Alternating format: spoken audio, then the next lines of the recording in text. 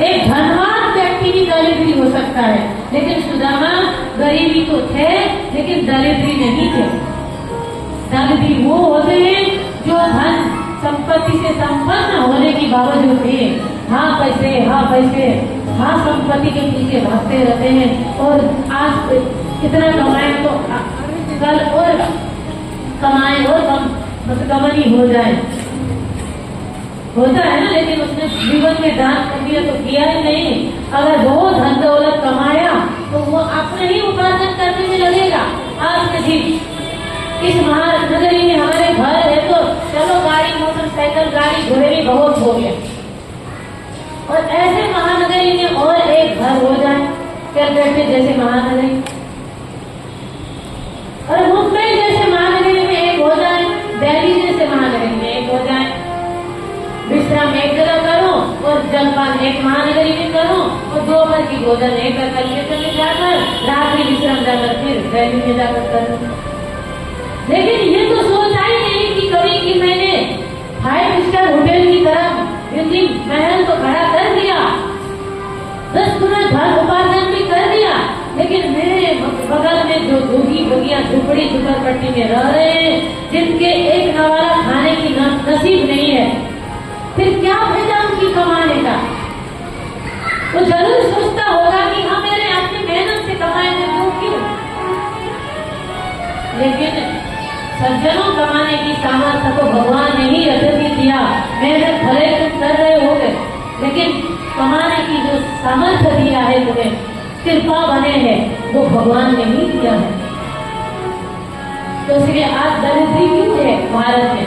अगर हर एक सक्षम व्यक्ति अक्षम को संभाले ना, हमारे भारत देश कभी दरिद्री नहीं होगी। गरीब दुखिया भटकते हुए कटोरी लेकर सड़कों में मांगते हुए फिरते दिखाई नहीं देता। अगर हर एक अमीरी गरीब को संभाले कहीं गरीबी देखने में नहीं मिलेगी। लेकिन नहीं, अपना बन गया और बनते बनते जाएंगे। लेकिन यही बात भगवान ने युधिष्ठिर को रात भर समझाया था महाभारत के युद्ध की पश्चात, लेकिन समझ में नहीं आया। तो वही बात फिर भगवान ने पूरे 18 दिन गीता के उपदेश में अर्जुन को बताया। वही बात युधिष्ठिर को बताया, समझ में नहीं आया तो भगवान ने सोचे कि वही बात काश भीष्म पितामह द्वारा अगर कहलाऊं, उनके मुख से निकलाऊं तो काश समझ में आ जाए। तो भीष्म पितामह के पास ले गए थे इसी बात को समझाने के लिए। तो युधिष्ठिर को कहा था कि भीष्म पिताजी ने कि पुत्र देखो, अब तुम राजा बन चुके हो, अधिक से अधिक धन कमाओ। 10 गुना धन अगर तुमने कमाया और आपने पर्याप्त घर के परिवार के लिए रखकर, प्रजाओं के लिए रखकर जो 2 गुना प्रतिदिन तुम दान करो, निराश्रितों को भोजन के लिए दान करो, दुखियों को दान करो। आसक्ति में नहीं जाना, उतना जितना धन कमाओगे उतना दान करना, जितना दान करोगे तुम्हारा उतना ही धन कभी नहीं घटेगा।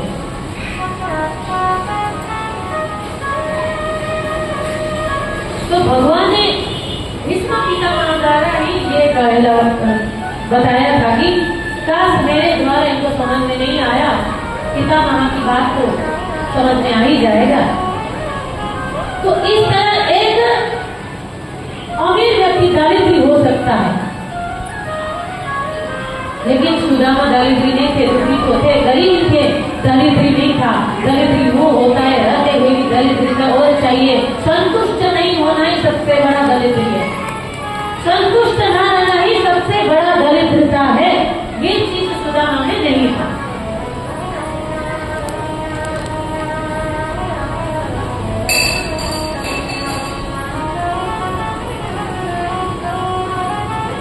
तो उन्होंने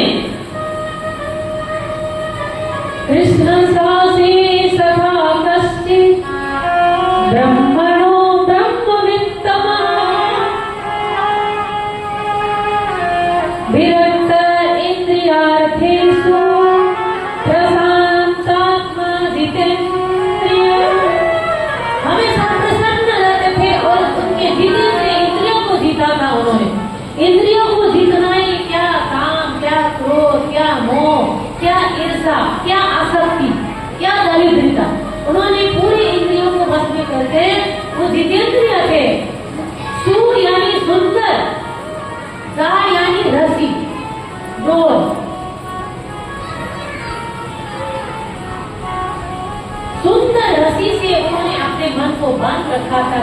ब्राह्मण कहते उनकी पत्नी थी सुशीला, लेकिन ब्राह्मणी को बहुत ही परेशान हो जाती थी। बच्चे को क्या खिलाएं, क्या खाएं, क्या पिए, भूख के मारे थर-थर कांपती थी। और एक दिन उन्होंने कहा, आर्यन, हमने सुना है कि आपके बचपन के सखा द्वारिकाधीश है, इसलिए बोले द्वारिकाधीश भगवान की। देखिए, मुझे आप लोगों से ये एक निवेदन है, आज ये आखिरी कथा है, कथा की विराम होगी, आज 7वें दिन है, इसलिए आप लोगों ने पूरे 7 दिन कथा श्रवण किए नहीं किए, लेकिन 7वें दिन की जो आखिरी कथा को जो ढंग से श्रवण करते पूरे पूरे फल को प्राप्त करता है। और अब थोड़े पल के लिए ही आप समर्पण कर दीजिए समय और आगे को कल, क्या पता कि हम इस तरह एकत्रित होकर कथा श्रवण करने को मिले ना मिले। इसलिए ये आज के वक्त जो है आप लोगों से मैं दक्षिणा के रूप में मांग रही हूँ कि थोड़े वक्त आप रुक जाइए और पूरे कथा को श्रवण करके ही जाइए, क्योंकि ऐसा दिन रोज आता है। आज 7 बजा तो कल भी बजेगी, परसों भी बजेगी, लेकिन ये घड़ी बार बार नहीं आती। तो इस तरीका से अपने पत्नी सुशीला ने अपने पति से कहा कि प्रभु, द्वारिकाधीश आपका बचपन के सखा है और हमने सुना है शायद आप बहुत समय से गए नहीं अपने सखा से मिलने, हमारे जो गरीबीपन है दिन प्रतिदिन बढ़ते ही जा रहा है। सुदामा जी किसी के घर मांगने नहीं जाते थे, लेकिन लोगों ने ऐसा कहानी मनगढ़ंत बना दिया कि हर घर मांगने जाते थे, दरवाजा बंद कर देते। बिल्कुल नहीं, जो खेत में वो जितेंद्रिय थे, किसी के दान किए हुए अन्न को ग्रहण नहीं करते थे। जो खेत में जाकर खेत उठाए, उसमें जो गिरे हुए जो अन्न है उनको बीन कर, उनको धोकर पकाते थे, और पकाकर भी प्रतिदिन उसको मिल गया तो उसको पकाकर भगवान को भोग लगाते थे। नहीं मिल गया तो उनको, जैसे कि 15 दिन में एक दिन एकादशी तो आता ही था, लेकिन सुदामा जी के लिए प्रतिदिन एकादशी था, उसी को भोग लगाया करते थे भगवान को। फिर भगवान को भजन करना उन्होंने कभी नहीं छोड़ा। प्रसन्न रहते, प्रसन्न आत्मा, जितेंद्रिय थे। और अपने पत्नी के कहने पर, अहो देवी तुमने तो बहुत अच्छा किया। उन्होंने कहा था आप वहाँ जाएंगे तो शायद हमारी गरीबी देखकर कुछ दे देंगे। उनके मन में लालसा आ गया, क्योंकि वो परेशानी हो चुकी थी, वो भी दिक्कत नहीं है ना प्रॉब्लम। लेकिन तुमने वो बात बताई कि देवी मेरे मन को भा गया, कहा मेरा बचपन के साका आज धन्य हो गया कि मैं उनसे भेंट होगा मेरा, और मैं धन्य हो जाऊंगा उनका दर्शन करके। और तुरंत कविता के घर में कैसे खाली हाथ जाए, ना जाने क्या बोलेगी। उनकी धोती पता नहीं 40 जगह फटा हुआ था, सिलाई कर करके पहनते थे। फिर भी उन्होंने किसी के घर मांगने नहीं जाते थे। आजकल के देखने होते हैं ना, किसी के घर में पार्टी वगैरह शादी हो गया, अलमारी उन्होंने बैठे थे सामने और अलमारी धो के देखे थे, कौन सा बच्चा पहनोगे, बताएंगे ये पहनो, वो कौन सा साड़ी पहनो, कौन सा धोती पहनो। लेकिन किसी गरीब के सज्जनों, ये विचार करो कि किसी सज्जनों के पास 2 वस्त्र से ज्यादा होता ही नहीं, मन तो उसकी भी होती होगी कि हम बदल बदल के पहने। तो इसलिए हमारे पूज्य दिव्यमानी मेरे गुरुदेव कहा करते हैं कि बेटा कभी ये मत सोचना अपने पास अगर 10 जोड़ा हो तो सामने वाला का काम है उसमें से 10 में से 2 निकाल कर दे दो। उसके सामने वाला के से अभी मेरे पास 10 ज्यादा है तो अपने में से 2 दे दो, निकाल के दे देना चाहिए। मेरे पास 10 जोड़ा वस्त्र है तो बांटने वाले नहीं है। खाली है, बांटना चाहिए, बांटने से बढ़ता है। 85 है। दीदी जी कहते हैं कि जो बटोरा जाता है वो विष हो जाता है, जो बांटा जाता है वो अमृत हो जाता है। में कर दिखना तो इसलिए कभी बटोरना चाहिए। अगर हमने बटोर लिया तो उसको बांटने का प्रयास करना चाहिए, आदत डालना चाहिए और देने की आदत डालना चाहिए। दीदी जी कहते हैं कि जो आंगन में अपने द्वार में आए हुए को कभी थाली तो नहीं लौटाना चाहिए। ऐसी आदत डालना चाहिए कि अपने घर में देने के लिए कुछ भी ना हो तो भी अपने आंगन की मिट्टी उठा करके देना चाहिए, क्योंकि देने की आदत बने रहे। 64 जी मेमोरी लगेगा तो उसीलिए जो सुदामा की पत्नी है सुशीला जी ने सोचे कि हमारे घर में देने के लिए तो है ही नहीं, तो क्या दे, तोड़ के जाकर पड़ोसी में आठ पड़ोस में जाकर उन्होंने थोड़ा थोड़ा अलग अलग भर के थोड़े चावल लेकर आए और उसे मांगेंगे तो 4 तरीका के चावल हो, एक जैसा थोड़े हो, एक ही घर से मांगती तो एक ही तरह की मिलता, चलो संपन्न है और 4 तरीका के टुकड़े टुकड़े चावल मिलेगा तो भगवान समझ जाएंगे कि ये भी घर का तो नहीं है, उनके घर में कष्ट है, मांग के लिए रहा करते हैं तो अवश्य संपन्न कर देंगे धन। तो ये अपनी मन में भी शिकार था सुशीला के मन में। सुदामा ने पोटली बगल में ले ली, एक लकड़ी लेकर एक हाथ में फटे हुए धोती पहनकर, एक हाथ में कमंडल है, एक हाथ में लबूटी है और माला जपते जपते हरे कृष्णा हरे कृष्णा हरे कृष्णा। तो मन में मुख में हरे कृष्ण और मन में विचारे हो भाग्य साधु साधु आज मेरा दर्शन होगा साक्षात द्वारिकाधीश, बस कल की कथा। तो सुदामा चल दिए द्वारिका।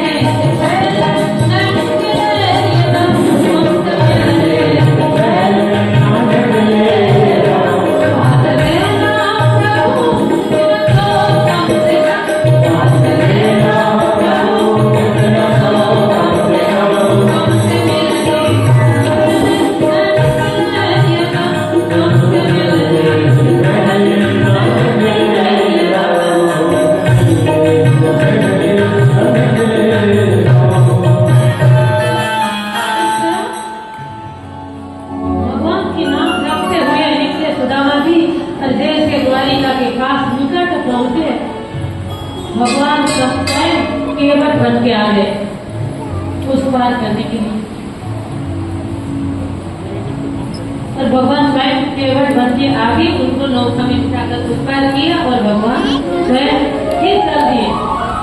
वो जैसे देख रहे कि उनकी कष्ट माता कितने दिनों से चल विवाह बांट रही है, चल चल के आ रहे हैं इतनी कष्ट, तो फिर भगवान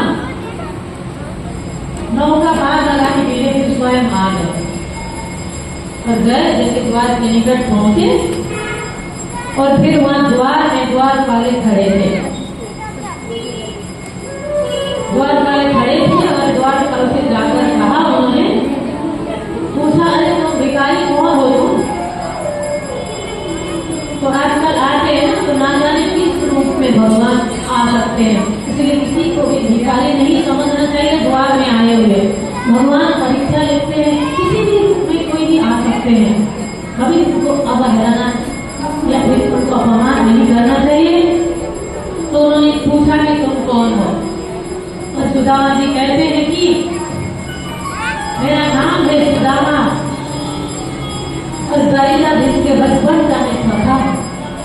तो वो हंसने लगे, बचपन के सखा था द्वारिकाधीश, पर कहाँ तुम ये बीमारी फटी हुई तुम्हारे जो वस्त्र धोती की हालत को देखो। तो पंचदीप केवल देखकर हंसने लगे, मजाक बना दिया। और बहुत देर तक द्वार में उलझा दिए द्वारपाल ने। जैसे भगवान ने देखा, एक सैनिक जाकर कहा कि ये ब्राह्मण देवता तो यही मान कर ही रहेगा, जिद ही कर रखा है। तो जोड़ के जाकर भगवान को कह दिया कि कान में कहा कि प्रभु आपके बचपन के सखा कहता है नाम है सुदामा और वो आया है, गरीब है, न पाँव में उनके पादुका है, गाय फटी हुई है और धूप में कपड़ कपटी हुई उनकी शरीर है, पसीने से लथपथी हुई और बदन में न उनकी जामा है, न सर में पगड़ी है, ऐसे हालत में आए हुए। जैसे भगवान दौड़ के उनके सुदामा नाम सुनते ही भगवान ऐसे दौड़कर आ गए, उनके पाँव में पादुका तक नहीं है, यूं ही दौड़कर आ गए और सीधे आकर उनकी दुपट्टा नाना ने खा गिर गए रास्ते में और उनकी रानियां उठाते चली आई और उनको गले मिले, आपस में गले मिले। और जैसे ही गले मिले तो सारे हैरान हो गए देखकर, द्वारिका के कहा तो द्वारिका के राजा और ये गरीब ब्राह्मण कैसे हो सकते, आश्चर्य में पड़ गए। सब देखते रहे और भगवान ने लेकर गए और वहाँ कहा कि गए कि अपने आंसू से उनकी चरण धोया और आपने स्वयं से सिंहासन में सुदामा को बिठाए और उनको परात लाकर उनकी चरण पखारा, उनकी चरण धोए और भगवान ने कहा कि अपनी देवियों से जल ले आओ और उनकी चरण पखारकर उन्होंने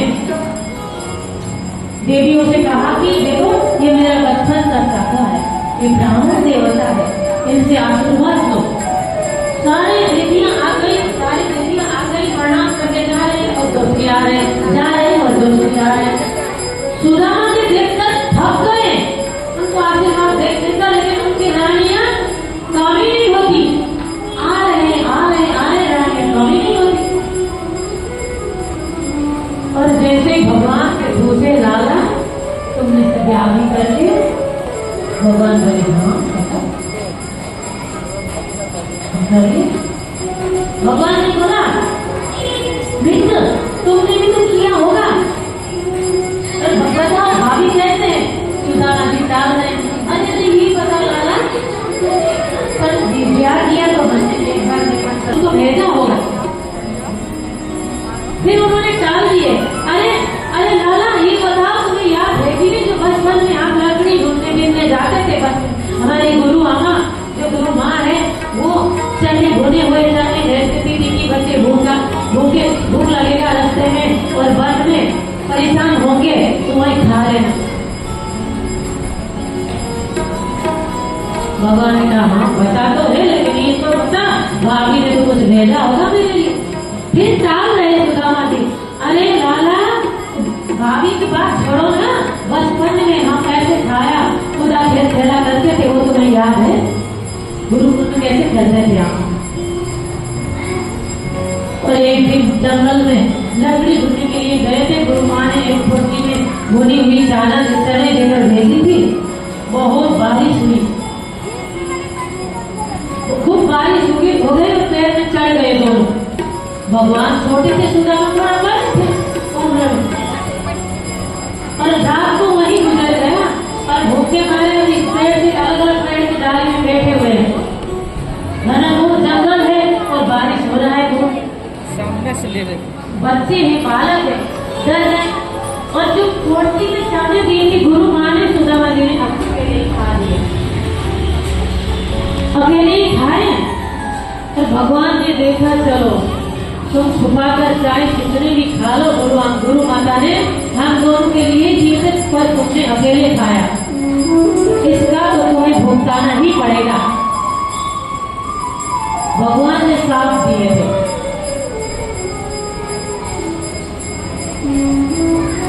लेकिन कि तुम कितने भी दुखी हो जाओगे, कितने भी गरीब हो जाओगे, मेरा याद करना कभी नहीं भूलोगे। ये मेरा वचन है मित्र, ये मेरा साथ है। तो इसलिए भगवान ने साथ देने के कारण वो दुखी तो थे लेकिन दरिद्री नहीं थे। कि भगवान का वचन था कि तुम कितना दुखी हो, गरीब तो हो गए, लेकिन मेरा याद करना कभी नहीं भूलोगे। मेरे याद की आनंद में तुम जीविका करो, क्योंकि उनकी याद से सुख दुख का उनका अनुभव ही कर नहीं पाते थे। भगवान की याद में क्या सुख है क्या दुख है। तो इस तरीका से बातें कर रहे थे तो भगवान ने देख लिया उनकी बगल में पोटली बना हुआ था। भगवान ने उठकर यूं ही छीन लिया। मैं कब से बताए जा रहा हूँ कि तो बताने का नाम ही नहीं ले रहे कि भाभी ने मेरे लिए क्या है। भगवान ने देखा, यूं पोटली को छीन लिया और पोटली को खोलकर भगवान ने वो पोटली खोलकर खाने लगे। क्या एक रोटी खाए, एक लोगों को उन्होंने रिद्धि सिद्धि समृद्धि बना दिया। दो मुट्ठी खाए, दोनों लोगों को उन्होंने उद्धार कर दिया, दोनों जन्मों के लिए। जब तीसरी मुट्ठी खाने वाले थे, प्रभु माता रुक्मिणी ने हाथ पकड़ लिया, प्रभु अगर आप ही आपके सखा के आपकी सखा के दिए ले आए तो प्रसाद को उपहार को अकेले खाओगे या हमें भी दो। अगर वो तीनों के तीनों खा लेते तो कुछ नहीं बचता। तो भगवान ने सारे दोनों लोगों के जो जितने भी दुख दरिद्रता था वो सब सारे हड़प दिए भगवान ने और उनको संपन्न समृद्धि बना दिया। एक रोटी खाए पूरे एक लोग समृद्धि बना दिया, दुख को हरण कर लिया और पूरे समृद्धि बना दिया। दो रोटी खाए पूरे रिद्धि सिद्धि प्राप्त हो गए उनको। तीसरी मुट्ठी में रुक्मिणी जी ने छीन लिए और रुक्मिणी जी ने खाए, क्योंकि वो तो लक्ष्मी है साक्षात। अगर वो एक मुट्ठी नहीं खा सकते थे क्या होता, लक्ष्मी समाप्त हो जाता। तो इस तरह भगवान ने उनको बहुत मान सम्मान किया, अपने सिंहासन में बिठाया, अपने शयन कक्ष में सुलाया, पूरे रात भर कथन किया और बहुत बहुत सुंदर सुंदर उपवस्त्र पहनाया। और सुदामा जी ने कहा, सखा अब मैं लाला तुम्हारे भाभी घर में अकेली है, मैं कब तुम आज्ञा लो मैं चलूंगा अपनी कुटिया में। भगवान ने सारे उपवस्त्र को उतार कर जैसे आए थे वैसे ही भेज दिए। जैसे भट्टी के वस्त्र में आए थे वो आपने दिए वही वस्त्र सारे उतार दिए। और भगवान आगे रास्ता तक छोड़ने ही चले गए। माता लक्ष्मी आगे रास्ते तक छोड़े गए और भगवान अपने नगरी वापस आ गए। और सुदामा अपने नगरी प्रवेश करते हुए ही उनको पता भी नहीं चला कि ये मेरी नगरी है और दूसरा क्या है। इतनी वैभव से भरा हुआ है, इतना बड़े बिल्डिंग पूरा मंदिर जैसा घर हो गया। इतना बड़े बड़े अटारियां महल देखकर सुदामा डर गए।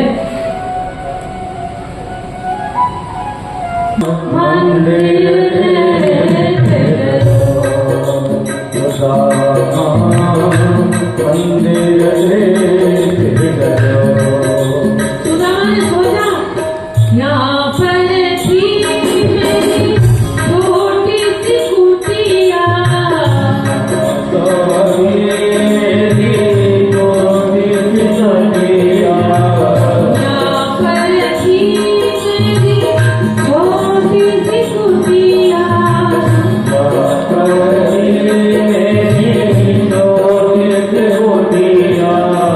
सुंदर महल कमल होए सुदामा, मंदिर देख लो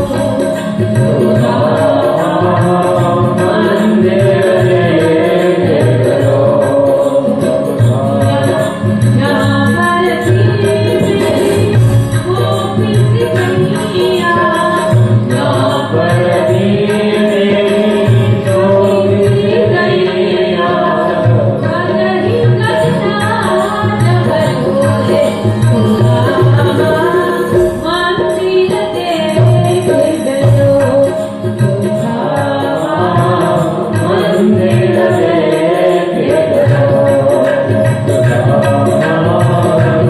मंदिर देख लो।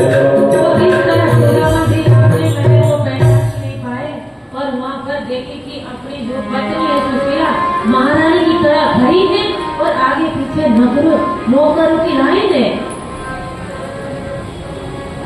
आगे पीछे पूरे नौकरों की लाइन है, समझ नहीं पाए कौन है और वहां से वापस आ गई है तो मेरा महल नहीं हो सकता और अपनी पत्नी सुशीला को नहीं पहचाने, महारानी जैसे सब दस पूरा हेरा जेवर से सजी हुई है और नौकरानी से घिरी हुई है।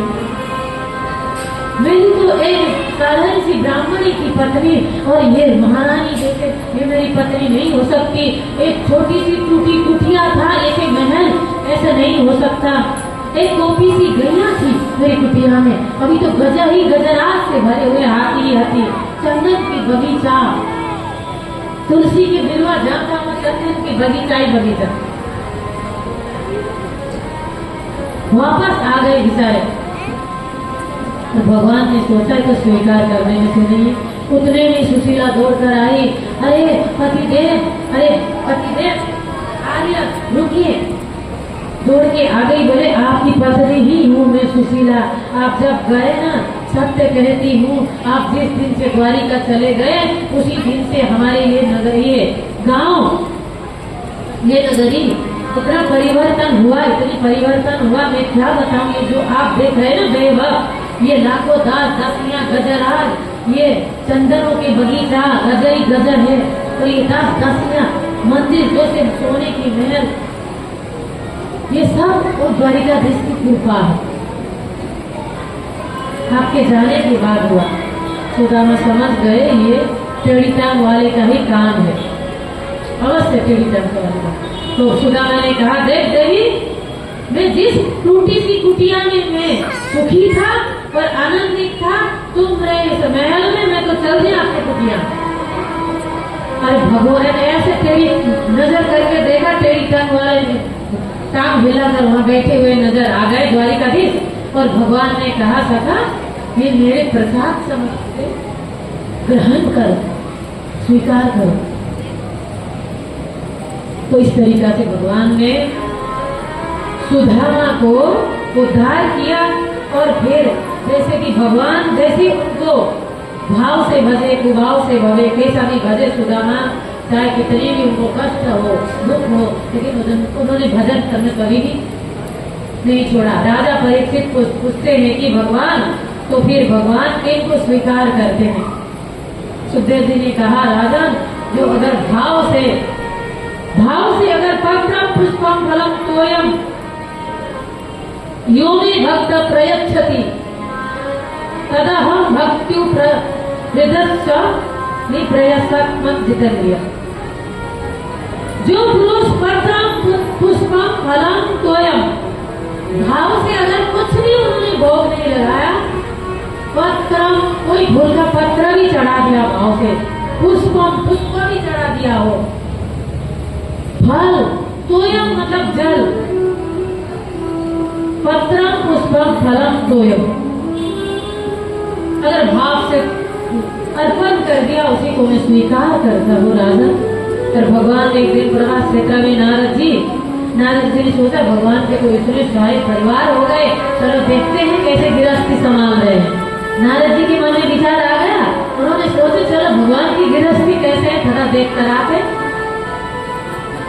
नारद जी आगे नारायण नारायण करते करते तो भगवान को पता चला ये नारद जी कुछ विचार करने तो अवश्य आए होंगे।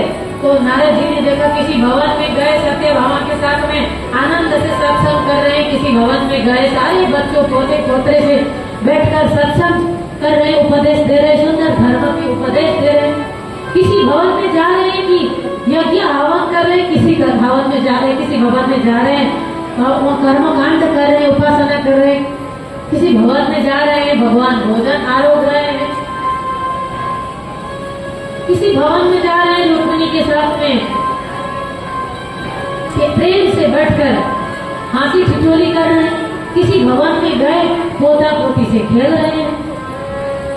तो नारद जी जाकर चकरा गए, ये क्या हो रहा है? हम तो देखते आए भगवान की अनेक भाइयों हो गई पत्नी, और किनके साथ में कैसे, किनके साथ में कैसे भगवान की गृहस्थी कैसे चल रही है देखने आए, वो तो चकरा गए नारद जी, ऐसे कैसे? भगवान ने मुस्कुरा कर कहा, कहो नारद क्या बात है, आइए आइए, बड़ा कृपा किया आपने द्वारिका में कहा। भगवान समझ लिए कि परीक्षा लेने आए थे कि मेरी गृहस्थ कैसे जम रही है। तो भगवान ने देखा दिया अलग अलग रूप में, हर पत्नियों के साथ में एक एक द्वारिकाधीश दिखाई दिया। बच्चों के साथ में कहीं उनको पाठशाला चला रहे, कहीं उपदेश दे रहे, कहीं सत्संग कर रहे, कहीं हवन यज्ञ कर रहे, कहीं भोजन आरोग रहे हैं, कहीं जलपान कर रहे। नारद जी भ्रमित में आ गए। और मैं तो आया था प्रभु की गृहस्थी देखने कैसे चल रहा है, लेकिन यहाँ तो कुछ और हो रहा है। कहाँ पार पा सका भगवान के सामने किसी का चलता है? तो आगे जाकर भगवान ने बहुलास को घर किया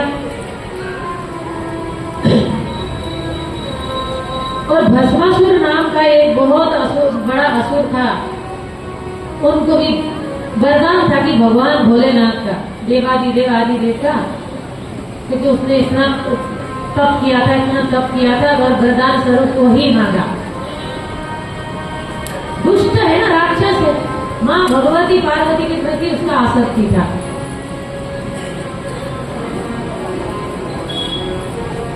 और वरदान ने क्या मांगा?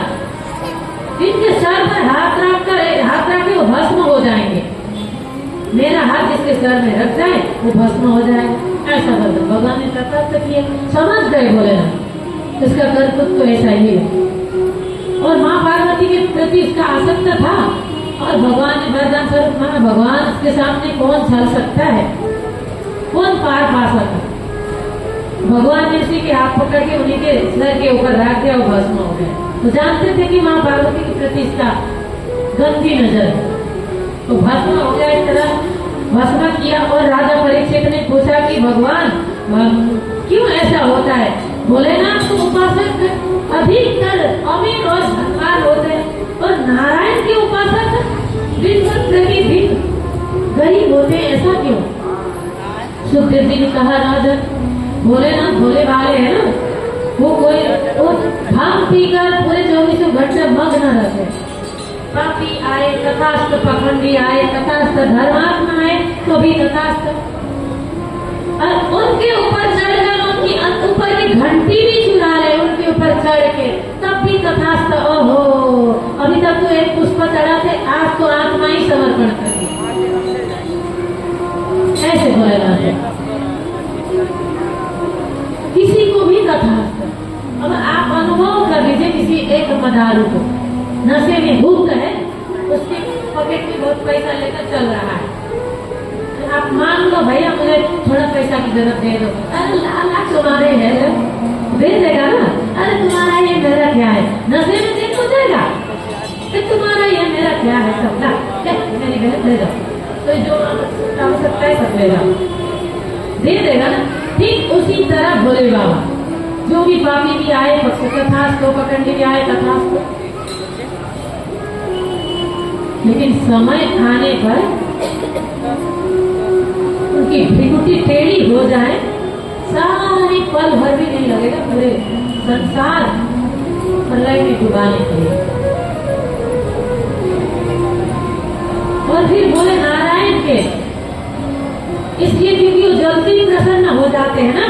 सुखदेव जी कहते हैं हे राजन, इसलिए जल्दी प्रसन्न हो जाते, इसलिए उनके भक्त अधिक भी है और उनके उपासक भी अधिक है। वो किसी को भी वरदान देते हैं, वो ये नहीं देखते पापी है, पकड़ने है, धर्मात्मा है या फिर क्या है। कोई भी उनके शरण में आ गए वो वरदान तुरंत दे देंगे। लेकिन नारायण वो नहीं देखते। नारायण वही देखते हैं जो उनके भक्त होता है, दिन प्रतिदिन उनकी धन एक एक करके छीनते हैं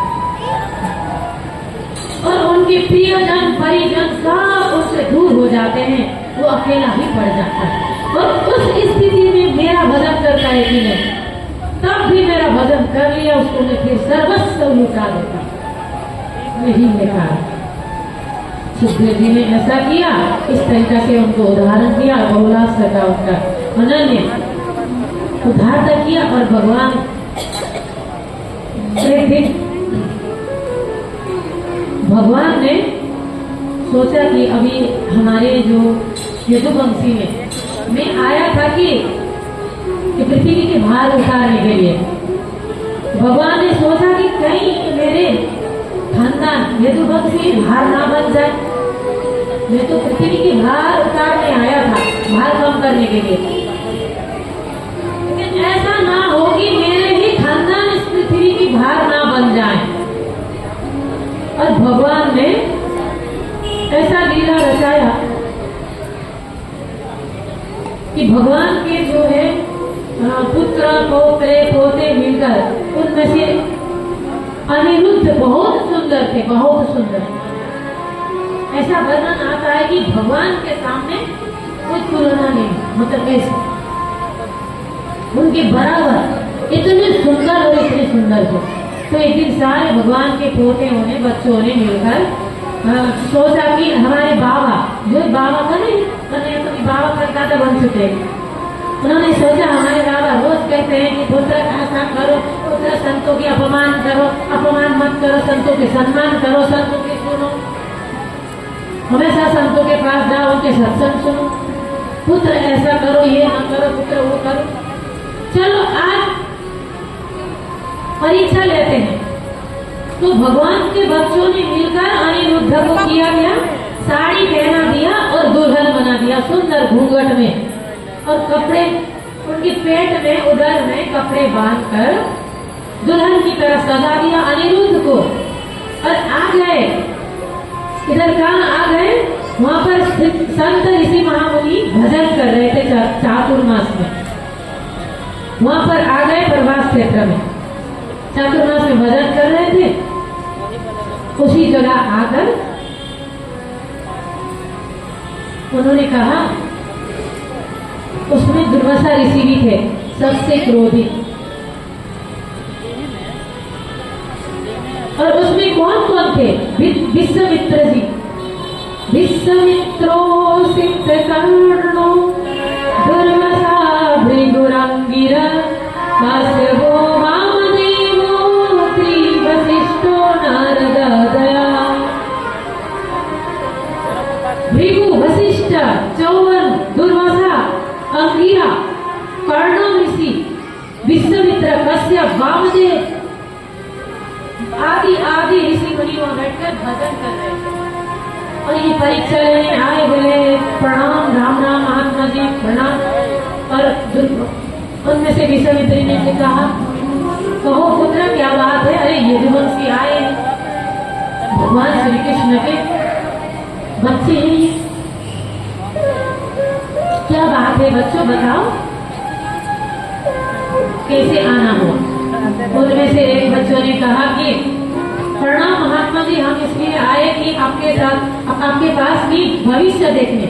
ये हमारी पुत्र वधू है, ये गर्भवती है, इनकी संतान होने वाला है, इसलिए कि आप तो भविष्य देखते हैं, कालदर्शी है आप, तो तो इसलिए आप ये बताएं कि इनकी गर्भ में बेटा होगा या बेटी।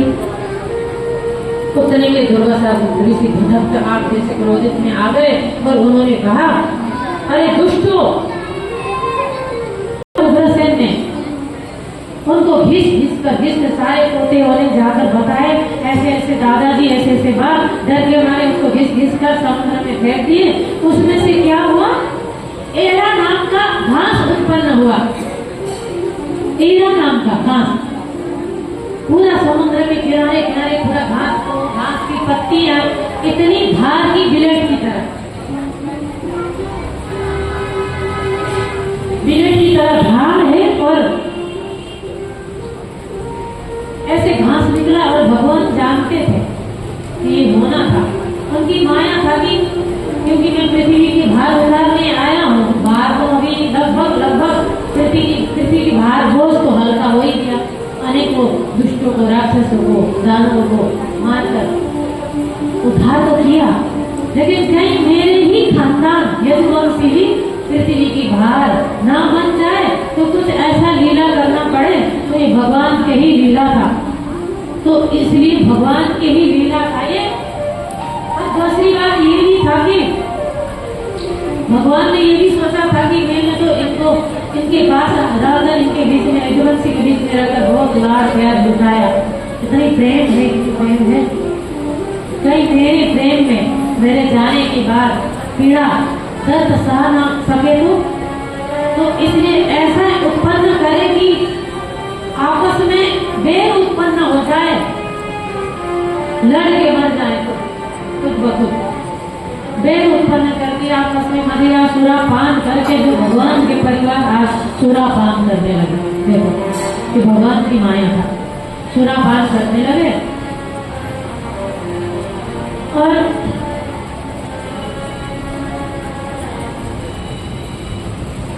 भगवान ने सोचा कि अब समय हो गया। उतने में देवता आ गए नीचे और कहा कि प्रभु, आपका 125 वर्ष पूर्ण हो गए, आपको वापस कब आना है अपने धाम पर? आपका तो लीला संपन्न लगभग होने वाला है। भगवान ने कहा तो थोड़ा कार्य और संपन्न होना है। तो देवता ने निवेदन करके गए कि प्रभु, आपका समय हो चुका है, अति शीघ्र ही आपको इस धरा को छोड़ के अपने धाम को आना होगा। तो देवता को निमंत्रण करके चले गए और भगवान का आज 100 वर्ष पूरा हो गया। 100 वर्ष पूरा हो गया तो इधर द्वारिकाधीश, द्वारिका नगरी, ब्रजमंडल, सारे देशों के राजा, सूर्यग्रहण के समय था, कुरुक्षेत्र गए सारे। कुरुक्षेत्र के समय वहां पर यज्ञ अनुष्ठान रखा और वहां पर सभी ब्रजवासी ब्रजंगनाएं भी आ गए। भगवान द्वारिकाधीश से आए अपने पाटरानियों के साथ। और इधर मैया जसोदा बड़ी खुश से इतनी प्रसन्न होकर आए कि वो आज 100 वर्ष के बाद में मेरे लाला से मिलन होगा। राधा रानी भी आई, गोपियां आ गई। 100 वर्ष के बाद आज मेरे कन्हैया से मिलन होगा गया। तो गोपियां